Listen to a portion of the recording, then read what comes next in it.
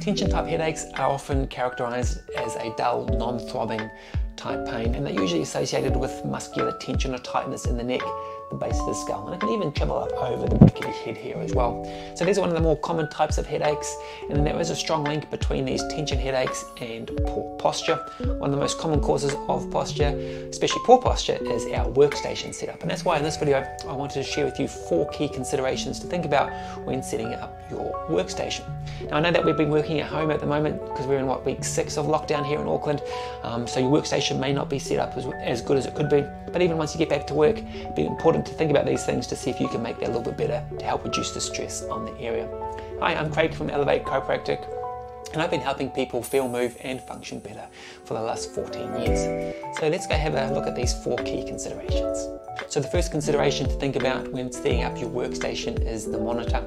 Ideally what we want is the monitor to be at eye level, or the top of the monitor to be at eye level, and usually around about arm length distance from us. That way we can scan the whole screen without having to move our head, and that just takes a whole lot of stress off of the area. If you are just using a laptop, 2 things you can consider here is getting a second monitor just to lift up higher so you don't have to look down at the screen of your laptop. Secondly, you could use like a Bluetooth keyboard that you can then lift up your whole laptop and then use the keyboard without having to look right down at that smaller or lower screen.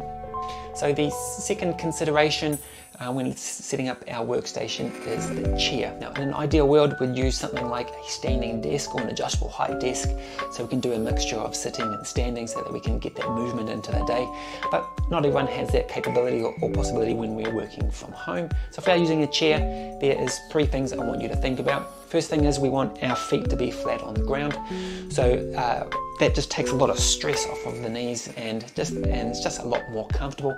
Now if you're on maybe a little bit on the short side, or maybe your chair's tall and your feet don't quite reach the ground, then get something to have your feet rest on. It might be a box or a couple of books or something along those lines. Okay. Secondly, we want the chair to be close enough to our desk or our keyboard so that our arms are parallel to the ground and our elbows are bent to 90 degrees. It takes a lot of stress off of our forearms, especially takes a lot of stress off of our shoulders, so we're not rounding forward or leaning forward trying to reach our keyboard.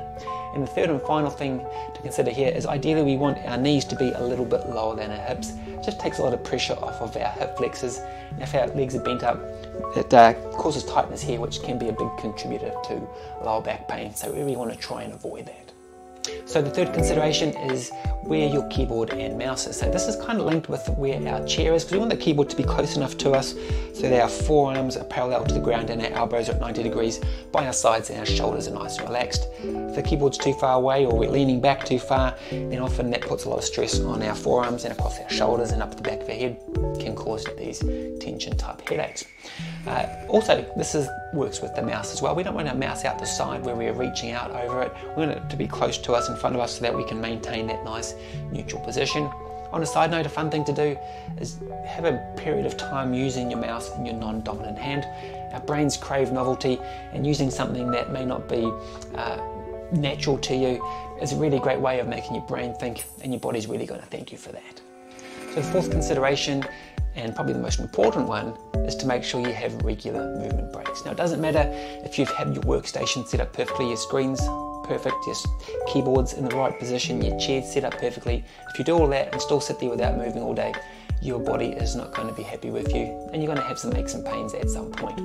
Now ideally I'd say we'd want to have a break every half an hour. Now that's not always possible, but at a bare minimum, once an hour, you want to get up, have some water, go for a bit of a stroll, do a couple of stretches. And if you did that regularly over the course of the day, we'll be less likely to have that tension build up and hopefully reduce those headaches. So if you are suffering from tension type headaches, then please check these 4 things, see how your workstation compares, and even if you aren't suffering from these, still check, because it's only going to be better for your body to have things set up properly so that we're less likely to have issues in the future. If you've tried all these, you're still suffering from these tension type headaches, then chiropractic care might be a good option for you. So feel free to give me a call on 413-5312. I'm going to find a time for you to come in, see what we can do to get things back on track and get you feeling, moving and functioning better. Until next time, take care. I'll see you soon. Bye.